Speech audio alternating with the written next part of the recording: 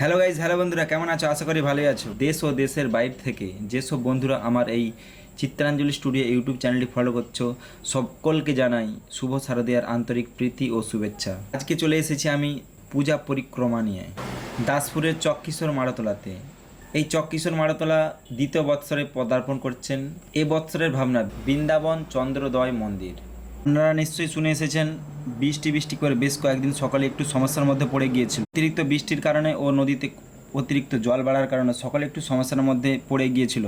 পুজো হবে কি হবে না, মনের মধ্যে একটা ভয় ভীতি এসে গিয়েছিল।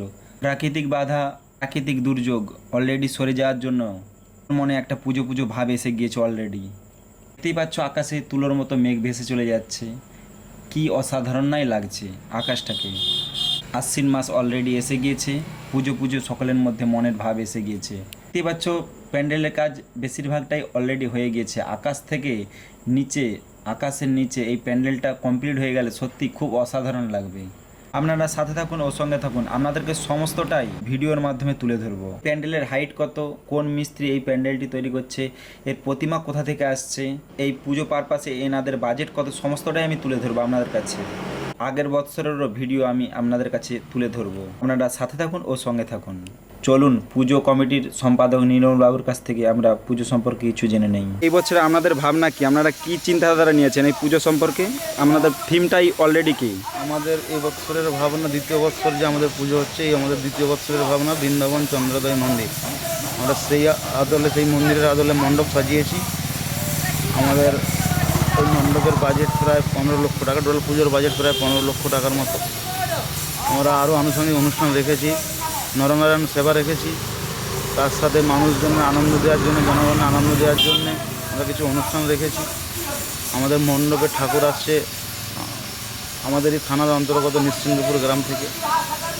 এই প্যান্ডেলের রূপদান করছেন তমলুক থেকে আগত মিস্ত্রিরা। আমরা অক্লান্ত পরিশ্রম করে আমাদের প্যান্ডেলের রূপদান করছেন। ওনাদের জন্য আমরা আনন্দ দিতে পারবো সাধারণ মানুষকে।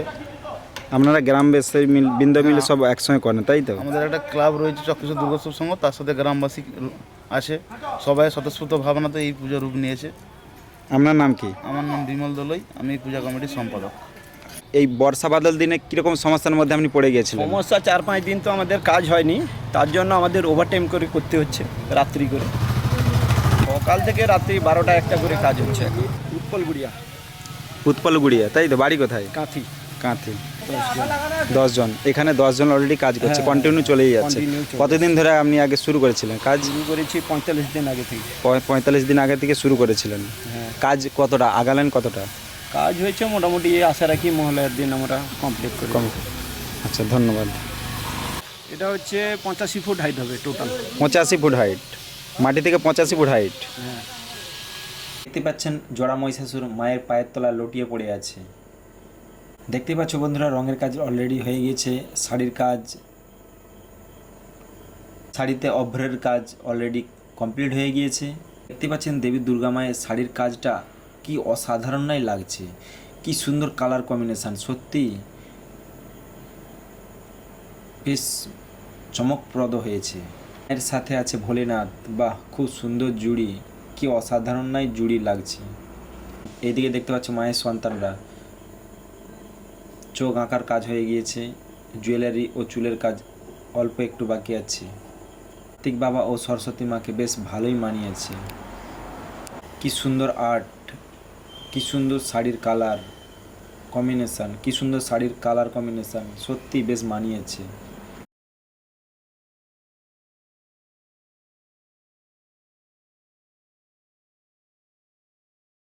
এই মূর্তিটা দেখতে পাচ্ছেন মায়ের চূড়ার উপরে থাকবে। চলুন যা যাক প্রথম বছরের একটু রং খেলার ভিডিও ও প্রতিমা বিসর্জনের ড্যান্সের প্রোগ্রামে। চলুন যা যাক। আপনাদের ভিডিওটি ভালো লাগে থাকে অবশ্যই লাইক, কমেন্ট, শেয়ার করতে ভুলবেন না। সকলের পুজো ভালোভাবে কাটুক এই কামনা করি পরম মায়ের ঈশ্বরের কাছে।